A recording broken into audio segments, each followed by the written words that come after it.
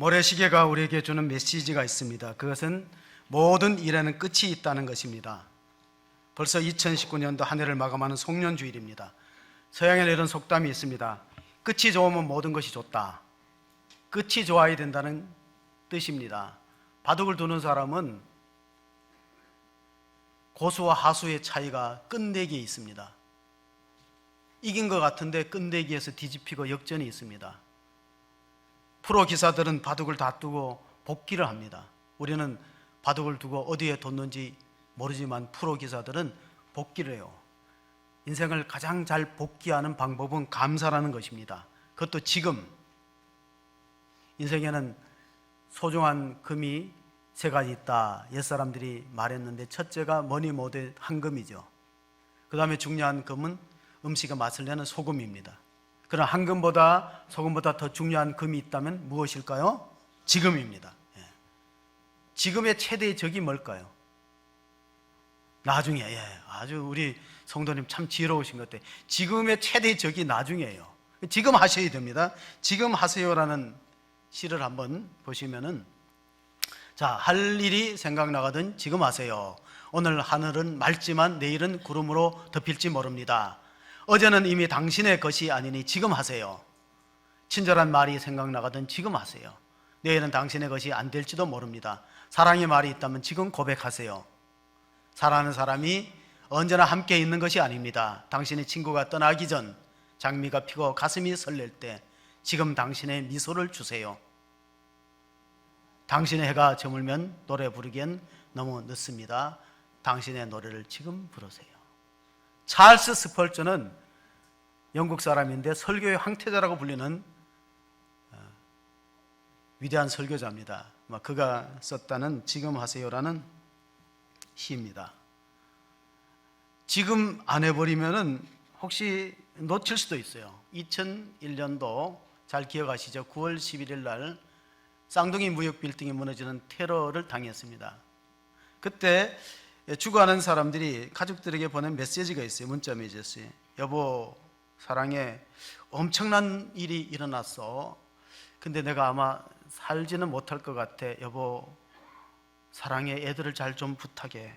이 9.11 테러 당하는 남편이 아내에게 보낸 문자 메시지입니다. 엄마 사랑해 사랑해. 딸이 테러 현장에서 엄마에게 보낸 편지입니다.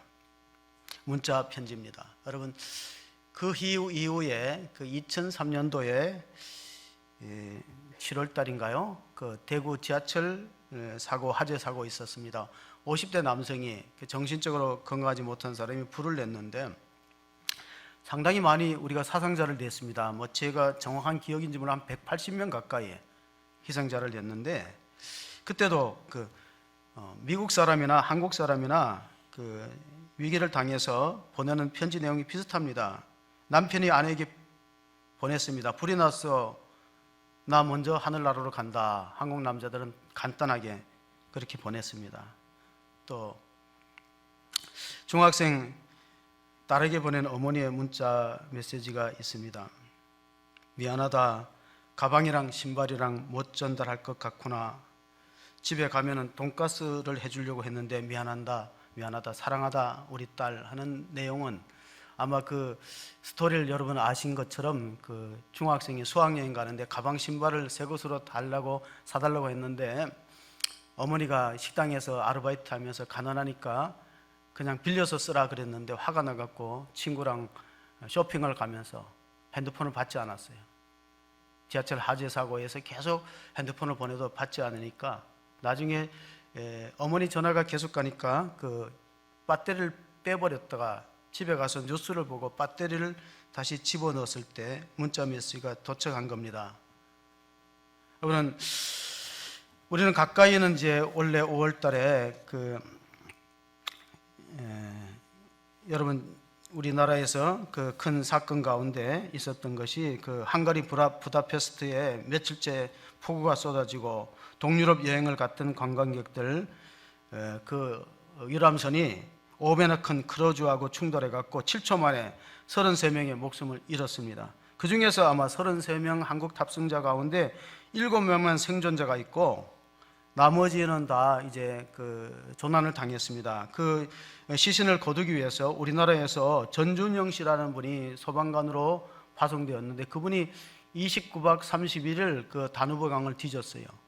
근데 이제 그 헝가리에서는 한국에서 가져온 장비를 전혀 못 쓰게 합니다. 왜냐하면은 자기네들 기준에 맞지 않는다고 해서 못 쓰게 하고, 이분은 심해 잠수 구조 자격증도 가지고 있고 또 여러 가지 그 소방대원으로 10년 가까이 근무하신 분인데 베테랑인데 전혀 장비 지원을 못 받고 그 헝가리에서 쓰던 오래된 군대 장비, 낡은 장비를 가지고 70m의 수심에서 입수해 갖고 한국 사람들의 그 시선을 수습했습니다.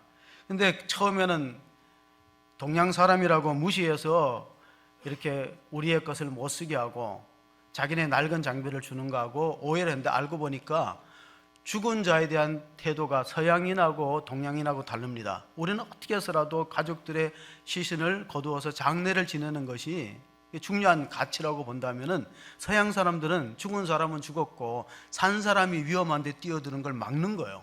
그래서 한국 사람이 그렇게 29박 30일을 하루에 열 몇 시간씩 심야에서 들어가 작업을 하는 걸 보고 도저히 이해를 못 하는 거예요. 저러다가 산 사람이 죽겠다는 거예요.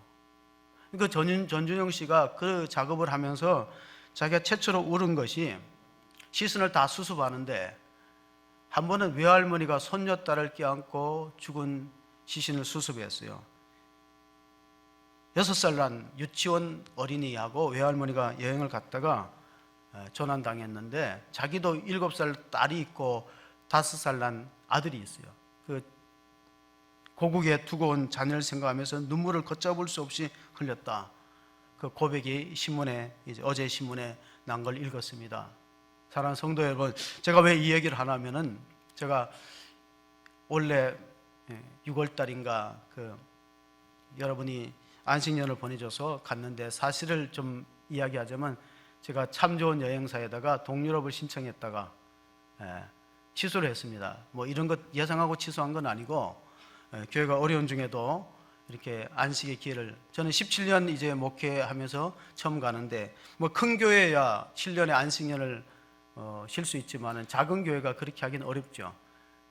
근데 이제 좀 쉬고 싶어서 동유럽 여행을 선택했다가 좀 마음에 부담이 생겼어요. 왜냐하면 교회에서 보내는데 일반 여행을 가는 게 마음이 부담이 돼서 좀 신앙적으로 갈 수 있는 데가 있느냐고 찾아보니까, 마침 그 춘천노회 목사님들 사모님들이 미 동부, 말하자면 그 미국의 신앙의 선조들이 처음 갔던 곳에 비전 트립이 있다 그래갖고 여행사에다가 취소하고, 그래서 이제 그 동부 유럽 비전 트립을 다녀오게 된 것입니다. 자칫하면 여러분은 못 볼 뻔했습니다. 전혀 안 놀라시네요. 놀라야 될 일에 안 놀라니까 제가 놀랍니다.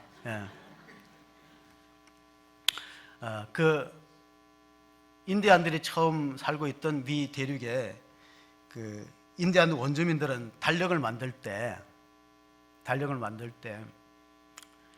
12월 달을 무슨 달로 붙이냐면 자연의 변화를 주제로 해서 12월은 무소유의 달이라고 붙입니다. 그리고 1월 달은 마음 깊은 곳에 머무는 달. 그러니까 우리는 그냥 1월, 2월이라고 하는데, 그 사람들은, 인디언들은 자연과 밀접하게 관련이 있는 이름을 붙였어요.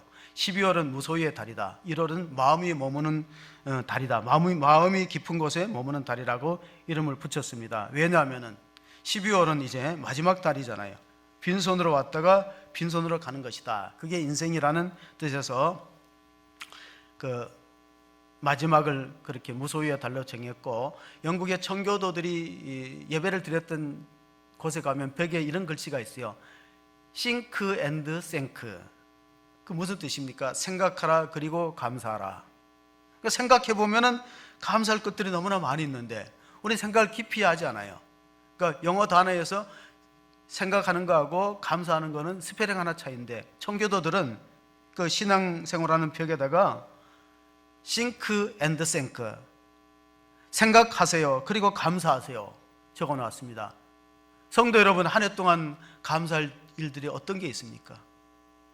정말 우리가 이 예배 자리에 나올 수 있다는 자체가 하나님의 은혜인 줄로 믿습니다. 나오고 싶어도 몸이 아프면 못 나오잖아요. 그 영국의 청교도들이 1620년도죠. 메이플라워라는 배를 타고 102명이.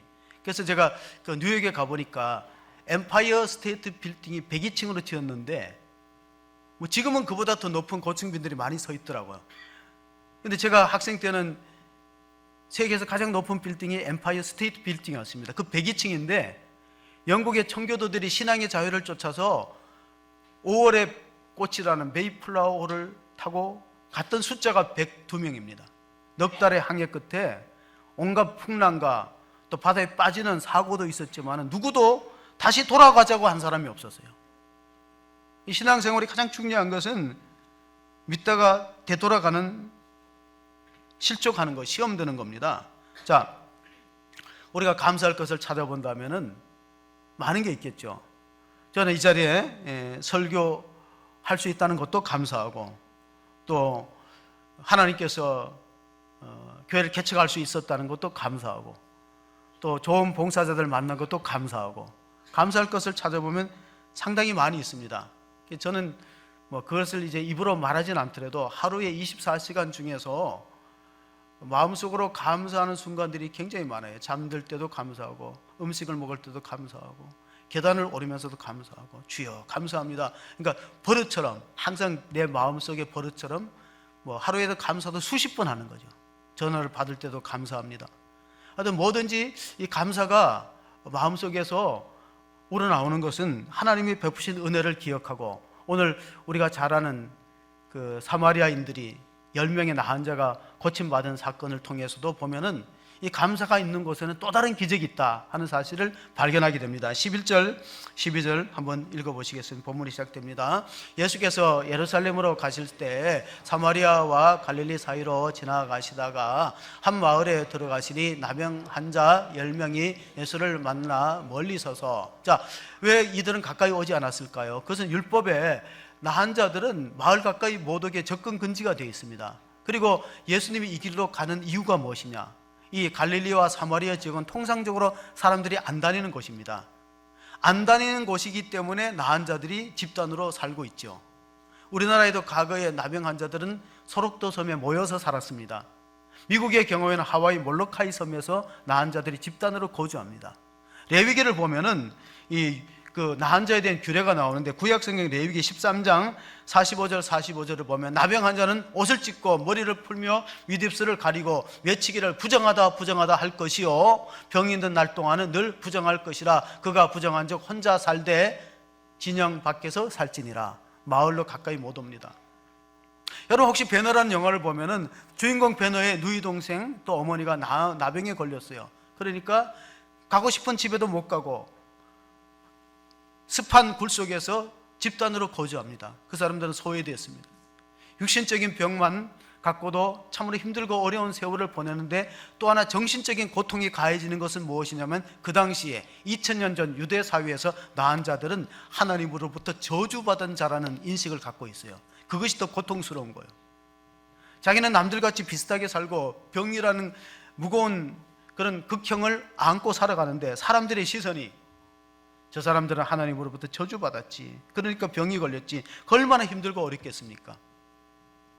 구약 성경에도 보면 나은 자가 고침받은 사건들이 간혹 나옵니다. 우리가 한번 그 열왕기를 보면은 열왕기 하에 나아만이라는 아람의 군대 장관 이야기도 있는데, 계속해서 우리가 13절 14절을 읽어보시면은 그들이 소리 높여서 예수님께 부르짖습니다. 소리 높여 이르되 예수 선생님이여 우리를 불쌍히 여기소서 하거늘 보시고 이르시되 가서 제사장에게 너희 몸을 보이라 하셨더니 그들이 가다가 깨끗함을 받은지라. 자, 레위기를 읽어보거나 구약성경 읽어보면 나병이 발병했다는 것을 진단하는 것도 제사장의 몫이에요.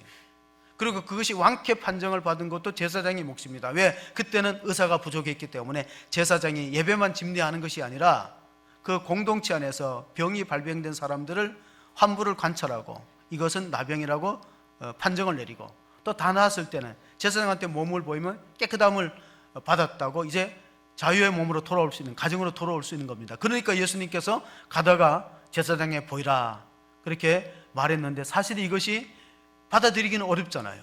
안수기도를 해준 것도 아니고 약을 바른 것도 아니고 그냥 믿고 가보라는 거예요. 그 믿고 가는 것에, 순종하는 것에 기적이 있기 때문에 요한복음 2장을 보면은 물이 포도주로 바뀔 때도 하인들이 순종했습니다. 떠다가 연회석에 갖다 주라, 물을 아구까지 채우고 맹물을 갖다 주라 할 때 하인들이 만약에 이 일을 달았다면 기적이 일어나지 않습니다. 우리가 이걸 그냥 맹물을 연회석에 갖다 주면 야단 맞을 거 아닙니까? 무한당할 거 아닙니까? 그렇게 했더라면 기적은 일어나지 않죠. 말없이 순종하는 곳에 기적이 있다. 열왕기하 5장에 보면 이 나아만의 사건이 나오는데, 그가 엘리사를 찾아갔습니다. 자기 집에 포로로 붙들러 왔던 여종이, 그 이스라엘 땅에는 엘리사라는 선지자가 있기 때문에 그 사람한테 가면은 나병 환자는 아무것도 아닙니다. 그래서 기대를 갖고 금은 보화를 싣고 예물을 가지고 갖춰서 갔는데 엘리사가 나오지 않습니다. 문도 열어주지 않죠. 가서 저 요단강에서 7번 몸을 씻으라고 분부를 내립니다. 그러니까 나아만 장군이 굉장히 화가 났습니다. 나는 아람의 군대 장관, 우리나라로 말하면 국방부 장관이에요. 그러면 적어도 이스라엘 작은 나라가 아무리 선지자라고 해도 나한테 정중하게 예의를 갖춰서 맞이하고, 그리고 자기의 처소로 불러들여서 약을 발라주거나 안수기도를 해주거나 정성껏 이렇게 해서 치료를 해야지, 뭐 가서 요단강에 가서 7번 몸을 담그라고? 우리나라의 강이 더 깨끗한데, 아랍 나라의 강이, 아르발 강이 더 깨끗한데 하고 화가 나서 돌아갈 때 부하들을 잘 만났어요. 부하들이, 장군님, 그 뭐 요단강에 7번 몸 담그는 게 그렇게 힘든 겁니까? 한번 속는 셈 치고 해봅시다. 그래서 7번 몸을 잠그니까 6번째는 별 증세가 없다고 7번째 다시 물속에서 올라오는데 야성하게 어린아이 피부처럼 깨끗하여 진줄로 믿으시기 바랍니다. 기적은 순종하는 곳에 있습니다. 오늘날 왜 기적이 없습니까? 똑똑해서 기적이 없는 거예요.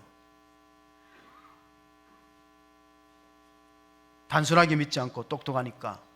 사도 바울도 그걸 걱정했습니다. 로마서 8장 7절을 한번 읽어보실까요? 육신의 생각은 하나님과 원수가 되나니 이는 하나님의 법에 굴복하지 아니할 뿐 아니라 할 수도 없음이라. 육신의 생각은 뭡니까? 성령의 생각과 반대되는 거예요. 하나님과 원수가 되는 겁니다. 하나님의 법에 굴복할 수 없습니다. 하나님의 법은 우리가 예수님을 믿고 순종하여서 구원에 이른다고 가르치는데, 육신의 법은, 율법은 뭐예요? 자기 공로로 구원받아야지, 내가 자기 의와 자기 방법으로 구원받아야지 하는 육신을 앞세우는 겁니다. 다시 말하면 하나님 뜻보다가는 자기 판단, 지혜, 경험을 우선시하다 보면 기적과는 멀어지는 그런 삶을 살 수밖에 없습니다. 자, 오늘 본문의 말씀을 보시면은 치유를 받았던 사람 가운데 15절, 16절을 보면은요, 상식을 뒤집는 사건이 일어납니다. 그 중에 한 사람이 자기가 낳은 것을 보고 큰 소리로 하나님께 영광을 돌리며 돌아와 예수의 발 아래에 엎드려 감사하니 그는 사마리아 사람이라. 자, 사마리아 사람이 예수님 앞에 와서 엎드려서 감사하고 경배했다는 것은 놀라운 역전입니다. 왜냐하면 사마리아 사람들은 유대인들을 별로 좋아하지 않았습니다. 지역 감정에 골이 깊었습니다. 유대 사람들은 사마리아 지역을 통과하지 않아요. 이방인보다 더 무시한 지역이 사마리아 지역입니다. 요한복음 4장에 예수님께서 사마리아 우물가 여인하고 대화를 나눌 때 그 우물가 여인이 반문합니다. 보아하니까 말투나 옷차림을 보니까 유대인 남자 같은데 왜 나한테 말 거냐고. 왜냐하면 말 안 걸고 상종을 안 하기 때문에. 그런 사마리아 사람, 하나님의 은혜에 소외된 지역에 살았던 사람은 와서 감사하는데, 오히려 나머지 9명의 이스라엘 사람들은 감사를 실종하고 말았다는 사실입니다. 왜 그럴까요? 원래 이방인하고 유대인하고는 함께 모여 다니지 않지만 병이 걸렸으니까, 사회로부터 격리되고 소외됐기 때문에 친구가 된 거예요. 만약에 건강했더라면 서로 사마리아 사람하고 상종 안 했겠죠. 똑같은 처지니까. 가족으로부터 버림받고 사회로 소외되고 신앙의 공동체로부터 떨어져서 격리 소용됐던 사람들이니까 몰려다니다가 주님으로부터 기적적인 치유를 경험하고 나서 돌아와서 감사한 사람은 한 명밖에 없었다. 그래서 찰스 브라운이라는 작가는 상상력을 발휘해서 9명은 왜 안 왔을까? 글을 썼습니다. 9명은 왜 안 왔을까? 한 명은 진짜 병이 나왔는지 확인해 보느라고 안 왔을 것이다. 또 다른 한 사람은 병이 나았지만은 또 재발할지도 모르니까 좀 두고 보자 그래서 예수님 앞에 감사를 못했을 것이다. 셋째 사람은 옷 입고 목욕하고, 그동안은 목욕도 자유롭게 못했으니까 옷 입고 목욕해야 되지 않겠느냐. 네 번째 사람은 이게 나병이 아니었나? 나병이면 이렇게 쉽게 나을 리가 없는데, 의심하는 마음이 들 수도 있어요. 그리고 많은 사람들 경우에는 한번 제사장한테 가서 진짜로 확실하게 나왔나 진단을 받아보기 위해서 아마 예수님 앞에 와서 감사하는 시간을 놓쳤을 수도 있고, 또 어떤 경우에 사람들은 가족들이 어떻게 됐는가, 친구들을 좀 만나보자, 그런 마음으로 예수님을 잊어버릴 수도 있습니다. 은혜를 베풀고 병을 낫게 하신 분은 예수님이지만은 일단 딱 병이 나와버리면은 쉽게 잊어버리는 것이 우리의 속성입니다. 이런 말이 있어요. 은혜는 물에 새기고 원수는 돌에 새긴다. 남이 나한테 상처 주고 아픔과 고통을 준 건 오래 기억합니다. 그러나 남이 베풀고 나한테 선을 대하고 하나님이 주신 은혜는 쉽게 잃어버리는 것이 우리의 습성이기 때문에 우리는 어쩌면 영적인 나병에 걸려 있다고도 볼 수 있어요. 우리는 육신적으로 건강하지만 죄와 사망이라는 영적인 나병, 아무도 치유할 수 없고 하나님 외에는 이 문제를 해결할 수 없는 그런 병에 걸려 있을 때 주님이 우리를 고쳐주셨다면 우리는 그 다음 반응이 어떻게 해야 되느냐. 우리 정말 사마리아인처럼 와서 예수님 앞에 감사를 고백하는 믿음의 사람인가, 아니면은 병이 나은 다음에는, 내 문제가 해결된다면은 우리 예수님을 잊어버리고 있지는 않는가. 어떤 사람은 이렇게 또 생각했을 거예요. 9명 중에는 예수님이 그냥 말씀만 하셨지 뭐 약을 준 것도 아니고 기도를 해준 것도 아니고 가서 제사장한테 보이라 말 순종해서 갔기 때문에 내 공로로 고쳤지, 뭐 주님의 공로인가, 뭐 그렇게 생각할 수도 있었습니다. 독일 고백교회 순교자였던 보네페 목사님은 기독교인하고 크리스찬하고 비크리스찬, 넌 크리스찬을 구별하는 방법이 있다. 그 사람이 기독교인인지 아니면 비기독교인인지를 구별하는 방법은 그 사람의 입에 원망과 불평을 달고 있는가, 그는 비그리스도인이다. 그 사람의 입에 감사와 찬송이 있는가, 그 사람은 진짜 크리스찬이다. 딱 그렇게 구분을 해 주었습니다. 사랑하는 성도 여러분, 우리의 입술에는 어떤 말이 많이 습관화되어 있고 익숙한가요? 불평은 불행해지는 연습이고 감사는 행복해지는 연습이다. 인도의 시성 타고르는 감사의 분량이 곧 행복의 분량이라고 말했습니다.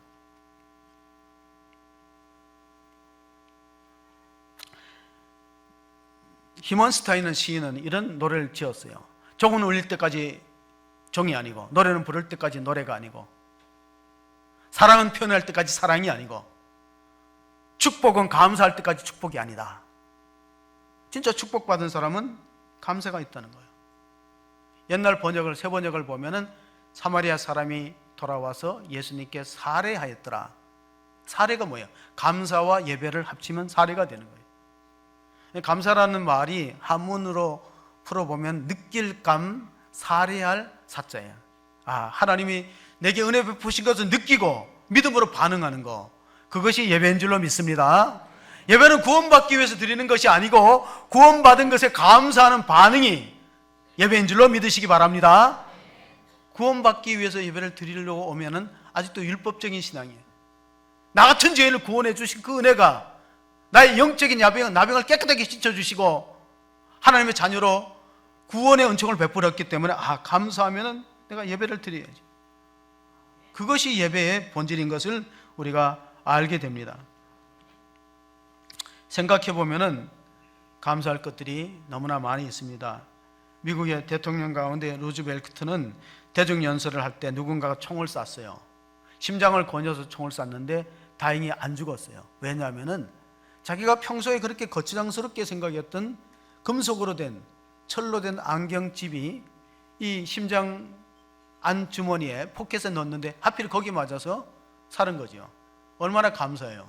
만약에 그 귀찮고 좀 양복을 입으면 좀 튀어나온다고 그걸 뺐더라면은 심장을 건영했던 시링크라는 청년이 쐈습니다.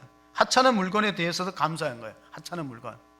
제가 이 교동문을 읽다가 보면 짧은 성경에 작은 글씨가 안 보여서 안경점을 갔어요. 잘 안 보인다 그러니까 이 현미경에다가 제 렌즈를 대보더니 이게 코팅이 다 벗겨져서 너무 오래 써갖고 코팅이 다 벗겨져갖고 이거 바꾸지 않고는 시력이 개선되지 않는다. 그래갖고 이제 바꾸기로 하고 아직은 찾아오진 않았지만은 여러분 이게 작은 것들 얼마나 우리 일상생활에서 작은 것들에 감사가 있습니까? 서부 아프리카에 살고 있는 마찌족은 감사한다는 말을 이렇게 표현합니다. 내 머리가 흙 속에 있습니다. 내 머리가 흙 속에 있다는 것은 지극한 겸손의 표현이에요. 사람은 흙으로 만들어졌거든요. 우리가 본질이 흙인 거예요. 겸손하다는 말하고 흙이란 말하고 어원이 같아요. 자, 또한 은혜를 모르는 사람은 서부 아프리카에 살고 있는 마찌족은 은혜를 모르는 사람을 뭐라고 부르냐면 입을 싹 닦은 사람이라고 불러요. 그러니까 우리가 입을 싹 닦은 사람이 되고 은혜를 모르면 하나님 축복과 멀어집니다. 성경에 보면은 감사를 잘했던 대표적인 인물이 구약에서는 다윗이고 신약에서는 바울입니다. 바울은 범사에 감사라고 가르쳤어요. 좋은 일이나 나쁜 일이나. 다윗도 보면은 다윗의 시편 116편 12절 14절에 이런 기도를 드립니다. 내게 주신 모든 은혜를 내가 여호와께 무엇으로 보답할까? 내가 구원의 잔을 들고 여호와의 이름을 부르며 여호와의 모든 백성 앞에서 나는 나의 소원을 여호와께 갚으리로다. 자, 우리가 병 고침을 받으면 소원합니다. 하나님 남은 생에는 주를 위해 살겠습니다. 잘 안 지킵니다. 다윗은 그러지 않았어요. 다윗이 범죄하고 하나님의 계명을 어겨도 살아남을 수 있는 이유가 뭐냐면 감사를 잘했거든. 소원을 잘 지키고 하나님과 약속한 것은 변치 않았어요. 우리는 소원을 많이 합니다. 세례 받는 분들도 소원했잖아요. 임직자도 소원합니다. 지킵니까? 잘 안 지키죠. 사도 바울도 보면은 디모데전서 1장 12절에 이런 감사가 있었습니다. 감사를 한번 읽어보겠습니다. 나를 능하게 하신 그리스도 예수 우리 주께 내가 감사하면 나를 충성되게 여겨 내게 직분을 맡기심이니.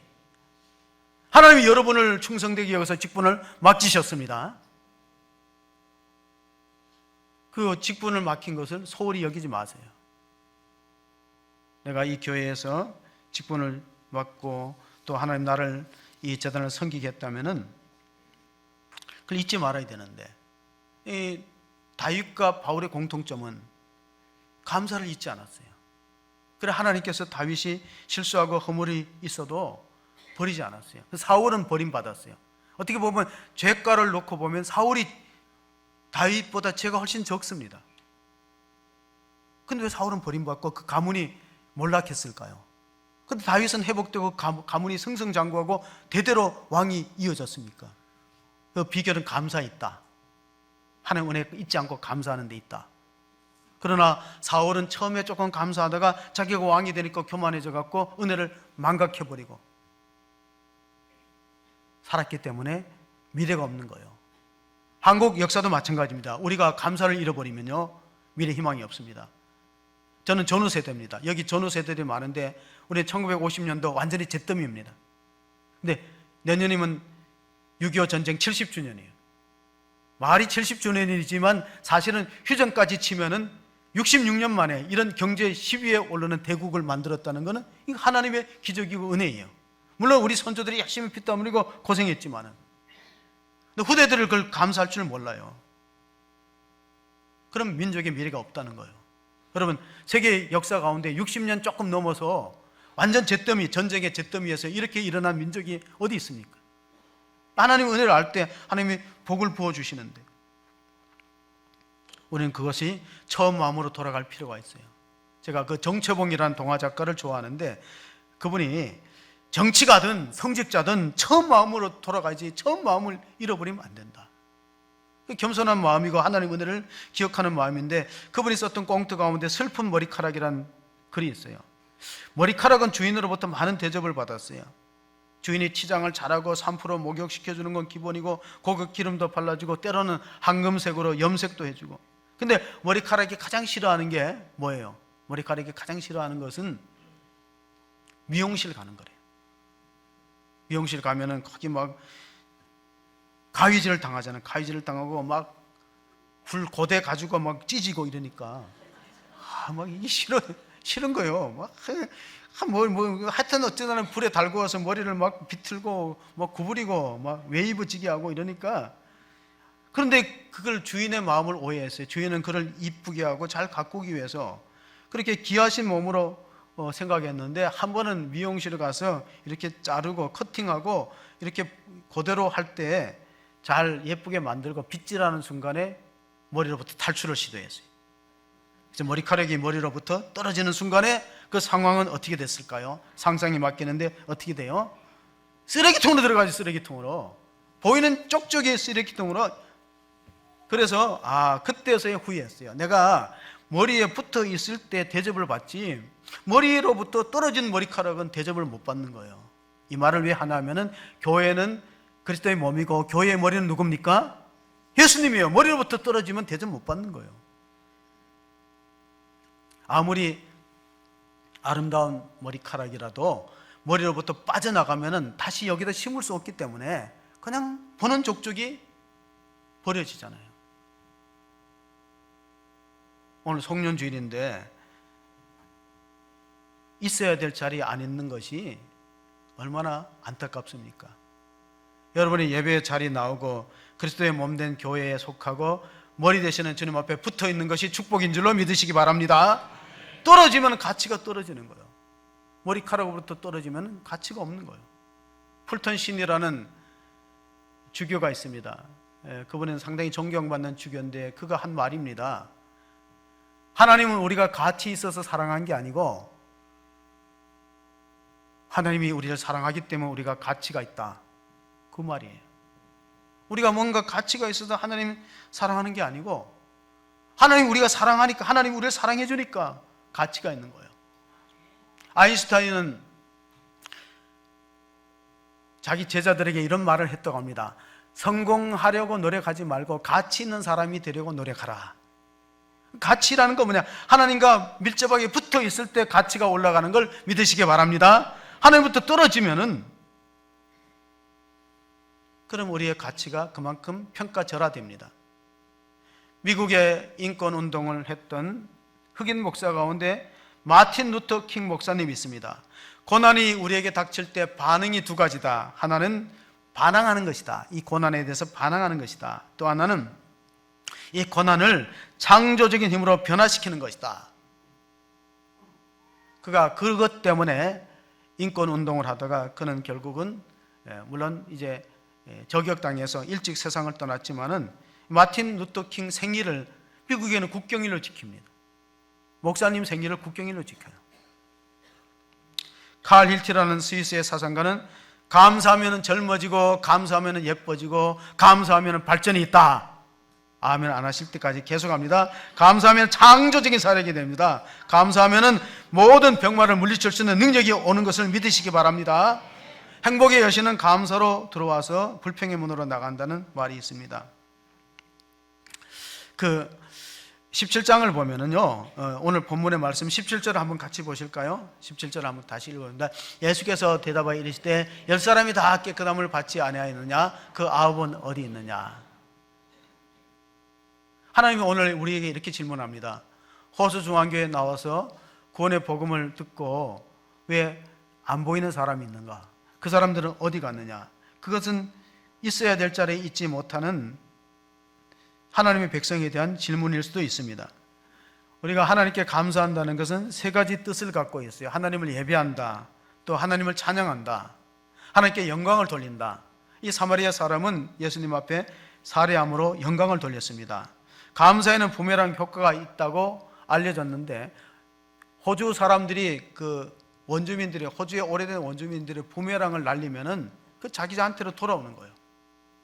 그런데 돌아올 때는 하나님이, 우리가 감사할 때 하나님이 우리로부터 주시는 축복은 엄청난 것인데, 오늘 감사를 드렸던 사마리아에는 육적인 병만 고친 것이 아니라 인생의 근본 문제인 영원히 구원받는 축복을 받았는데, 18절 19절을 읽어보시겠습니다.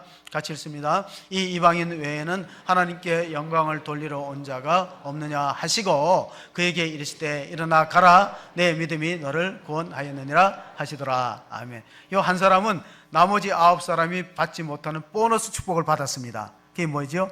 육신의 병만 고친 게 아니고 영적인 구원을 받고 하나님 백성이 되고 천국으로 들어간 줄로 믿습니다. 그 얼마나 큰 축복이에요. 여러분, 우리가 육신에 병이 걸리면은 병 낫는 것이 가장 우선되고 급한 일이에요. 그러나 문제는 뭐냐면 병이 나아도 구원받지 못하면은 결국은 영생을 얻지 못하기 때문에 궁극적인 문제는 영원히 구원받은 것이다 알 수 있습니다. 그 수필가 가운데 몸에 그 소아마비가 있었던 장영희 교수님이 있습니다. 제가 몇 년 전에 그분의 책을 하나 구입해서 읽었는데 제목이 너무 좋아요. 제목 때문에 샀습니다. 살아온 기적, 살아갈 기적. 살아온 기적, 살아갈 기적. 그분은 어린 소녀 시절에 목발을 짚고 가는데 동네 엿장수가 스쳐 지나가다가 그냥 보통 사람 같으면 엿장수하고 어린 소녀가 지나가면 그냥 끝나는데 다시 돌아와서 깨어 두 개를 주면서 미소를 지으며 괜찮아 한마디를 했대요. 이 장영희 교수가 어린 소녀 시절에 그 괜찮아라는 뜻이 이 엿을 공짜로 받아도 괜찮다는 뜻일 수도 있고 목발을 짚고 살아가도 괜찮다는 뜻이 있는데 그 어린 나이에 그 엿장수가 깨어 두 개를 주면서 괜찮아 하는 그 말이 자기 인생을 지탱하게 됐다. 괜찮아. 그분이 교수 시절에 3번의 항암 수술을 하고 또 학교에서도 후진들을 가르치는 고통 속에서도 늘 미소를 잃지 않았다고 합니다. 밝고 긍정적이고 기적이란 다른 먼 곳에 있는 것이 아니라 아프고 힘들어서 하루하루 어떻게 살아갈까 노심초사하고 버텨낸 날들이 기적이다. 내가 살아온 날들이 기적이라면 앞으로 살아갈 날들도 기적임을 믿으시기 바랍니다. 다윗은 시편을 통해서 그런 고백을 했어요. 시편 23편 우리가 잘 알려진 시편에 보면은 2절의 말씀 나를 푸른 풀밭에 누이시며 쉴만한 물가로 인도하시는도다. 과거에 하나님 내게 베푸신 은혜는 에베네셀의 은혜다. 나를 여기까지 인도하신 하나님. 그리고 현재의 나를 이끌어 가신 하나님은 임마누엘의 하나님. 4절에 보시면은 내가 사망의 음침한 골짜기로 다닐지라도 해를 두려워하지 않을 것은 주께서 나와 함께 하심이라. 주의 지팡이와 막대기가 나를 안위하시나이다. 주께서 나와 함께 하심이라를 번역하면 임마누엘입니다. 현재 내가 힘들고 어려워도 임마누엘의 하나님이 나를 함께 하신다, 동행하신다는 믿음. 미래는 어떻게 될까요? 과거에는 에베네셀로, 현재는 임마누엘로, 미래는 여호와 이레로 예비된 곳으로 이끌어 가시기 때문에 6절의 말씀 내 평생의 선하심과 인자하심이 반드시 나를 따르리니 내가 여호와의 집에 영원히 살리로다. 그 소망이 있기 때문에 다윗은 시편 23편을 통해서 미래를 걱정하지 않았어요. 내가 죽으면 하나님 나라가 나를 기다리고 있는데. 예수님께서 요한복음 14장에 보면 제자들에게 주시는 말씀이 있어요. 이제 곧 십자가를 앞두고 헤어질 제자들에게 위로의 말씀을 주셨습니다. 1절에 보면은 너희는 마음에 근심하지 말라. 하나님을 믿으니 또 나를 믿으라. 2절에 내 아버지 집에 거할 것이 많도다. 그렇지 않으면 너에게 일렀으리라. 내가 너희를 위하여 가서 거처를 예비하러 가노니. 이 거처가 뭐냐? 우리가 요즘에 서울에 집값이 많이 올라갔고 전세도 10억 한대요. 엄두를 못 낼 금액인데 하늘나라의 맨션 아파트를 하나님이 거처를 예비하고 와서 우리를 데리고 간다고 했습니다. 얼마나 복된 소식입니까? 맨션 아파트는 맨션으로 들어가서 살기만 하면 된다고 맨션 아파트라고 짓지 않았는가? 제 생각입니다. 하루는 메뚜기가 하루살이랑 친하게 지내다가 메뚜기가 인사를 합니다. 오늘 해가 저무니까 내일 만나자. 그러니까 하루살이 내일을 모르고 죽었어요. 메뚜기가 친구를 잃었잖아요. 그래서 메뚜기가 참새랑 친해졌대요. 참새랑 이렇게 지냈다가 나중에 참새가 추운 바람이 불으니까 메뚜기한테 야 이제 우리가 내년에 만나야 될 것 같아. 내년에 보자. 그러니까 메뚜기는 한철이니까 내년이 있어요 없어요? 없어요. 우리가 안 믿는 사람한테 천국에서 만나자 그러면 그 사람들 이해 못하는 거와 똑같아요. 천국에서 만나자면 이해합니까? 못하죠. 내세가 없는 거예요. 내세가. 지미 카터 대통령은 암 투병하는데 신문에 돌아갔다는 소식이 아직도 안 나와요. 돌아갔으면 돌아갔다고 날 텐데 조지아주의 마라나타 교회를 오랫동안 섬겼어요. 수십 년. 주일학교 교사도 하고. 그런데 최근에 그 보도에 의하면 그는 더 살게 해달라고 기도하지 않고 죽음에 대해 적절한 태도를 갖기를 기도한다. 마음이 편안해지더라고 했어요. 마음이 편안해지더라고요. 죽음에 대한 적절한 태도를 갖는 것이 어떤 것일까 생각해 보았습니다. 제가 제자반에서 나눈 이야기인데, 우리가 어머니 뱃속에 10달 있을 때 어머니가 태아한테 이렇게 말했어요. 이제 10달 오면 너가 이 세상을 나올 텐데, 이 세상은 이렇게 해와 달과 별이 있고 너무 아름답고 굉장히 넓은 곳이다. 아무리 얘기를 해도 뱃속의 태아는 전혀 모를 거예요. 그리고 어머니 탯줄을 끊고 세상에 나올 때는 슬프다고 울 거예요. 우리가 죽으면 다 울잖아요. 하나님이 우리가 죽고 나서 만들어 놓은 세계, 새하늘과 새 땅, 영원한 천국은 이 세상과 비교할 수 없을 만큼 아름답고 광대하고 상상을 초월하는 곳인데, 아무리 얘기를 해준들 우리가 알 수 있을까요?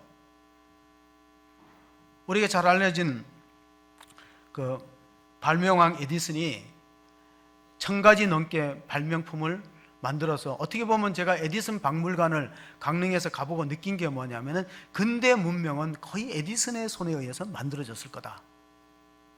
그가 만든 것이 굉장히 많더라고. 요즘 쓰는 우리가 냉장고, 세탁기, 축원기 다 에디슨이 벌써 아마 기초적인 자료를 다 고안해 놓은 것을 가서 현장에서 봤습니다. 그는 나중에 연구한 것이 뭐냐면은, 에디슨이 나중에 연구한 것은 죽음의 문제였어요. 자기 발명의 모든 원동력은 신앙의 힘이었다.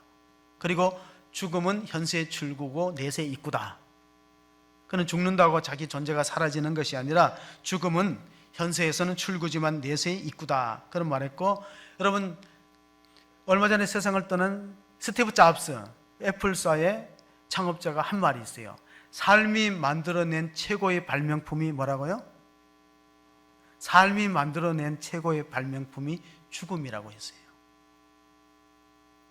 에디슨은 발명왕인 것이 아니라 감사 발명왕이라고 해도 과언이 아니에요. 왜냐하면 그가 어릴 때 기차에서 한 칸을 빌려갖고 연구를 할 때 그 실험실의 화공약품끼리 서로 뭔가 상승작용을 일으켜서 화재가 난 적이 있었어요. 영무원이 쫓아와갖고 기차에서 화재를 냈다고 따귀를 때려가지고 귀가 멀어버렸어요. 나이가 먹으니까 점점 귀가 안 들려갖고 그 의사한테 얘기를 해갖고 수술 날짜를 잡았어요. 그래서 수술 날짜에 가서 아무리 기다려도 이 토마스 에디슨이 오지 않아서, 그때는 통신수단도 없고 하니까 의사가 찾아갔어요. 가보니까 연구실에서 연구하느라고 너무 몰입해 있는 거예요. 아니 선생님, 수술 시간에 왜 오지 않았어요? 그러니까 한마디 했어요. 내가 수술을 받아갖고 귀머거리를 뭐 하려고 생각했는데, 가만히 보니까 안 들리는 것이 세상에 소음도 안 들리고 사람의 말도 안 들리고 연구에 집중하는 데 도움이 될 것 같아서 수술을 안 받기로 했다. 얼마나 불행한 환경도 감사로 해석하기 때문에 그는 발명왕은 발명왕이다, 감사 발명왕이다, 그렇게 볼 수 있습니다. 여러분, 미국의 그 나병 환자의 병원이 있는데, 그 폴 블랜드라는 사람이 그 나병의 권위자예요. 미국에서 30년 동안 자기가 나병 환자 전문 병원으로 봉사하다가 인도에 건너갔고, 인도에 나 환자를 치료했는데, 한 번은 장기간 기차 여행을 하고 집에 돌아와서 숙소에서 잠을 자는데 다리 밑으로 감각이 없더래요. 불현듯 떠오르는 것이, 나병이 옮겨졌구나, 환자를 치료하다가. 그러니까 엄청난 생각들이 밀려오는 거예요. 나 환자들의 마지막 모습을 보고 감각이 없고 살점이 떨어져서 나도 모르고. 그래 아침에 깨어나갖고 바늘을 가지고 다리 찔러봤대요. 아야 하고 신음소리 나니까 너무나 고맙고 감사하더래. 그래서 그가 쓴 책이 뭐냐면 고통이라는 선물이에요. 여러분, 나 환자들이 가장 받고 싶은 선물이 뭐냐면 고통이에요. 우리 고통 다 싫어하잖아요. 우리 안 아픈 거 좋아해요. 근데 나 환자들은 아픈 걸 좋아해요. 꼬집어도 안 아픈 거예요. 이게 가장 불행한 거예요. 꼬집어도 안 아프니까 살점이 언제 떨어져나가도, 썩어서 문드러져 떨어나가도 모르는 거니까 나 환자들에게 최대의 선물은 고통이다. 그 책 제목이 고통이라는 선물이에요. 폴 브랜드 박사. 사랑하는 성도 여러분, 우린 다 고통 얻기를 바라요. 케어르케고르라는 덴마크의 철학자는 나는 고통한다, 고로 나는 존재한다. 철학자들은 쉬운 말을 그렇게 어렵게 하는 것 같아. 나는 그런 말 할 수 있는데, 근데 내가 말하는 거는 힘이 없고, 철학자들은 그렇게 말하면 나는 고통한다, 고로 나는 존재한다. 성도 여러분, 감사의 비결을 아는 사람은 한 명이에요. 신명 대 한 명. 그래서 이거를 뭐라고 이름 붙여놓으면 10%만 아는 시크릿 코드다. 축복받을 수 있는, 하나님의 엄청난 은혜와 기적의 주인공이 될 수 있는 시크릿 코드가 10명한테 다 주어지지 않고 1명, 진정한 감사를 발견한 단 1명,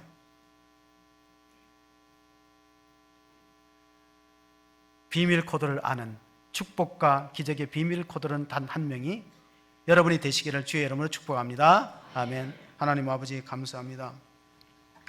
어느덧 2019년도 12월이 저물어 갑니다. 한 해 동안 베푸신 하나님 은혜를 기억하면서 오늘 사마리아인이 아무도 고칠 수 없는 나병에서부터 노인받고 치유받은 것에 감사하여 주님 앞에 엎드려 절하며 살해했더니 내 믿음이 너를 구원했다, 평안히 돌아가라는 구원의 은총을 받았습니다.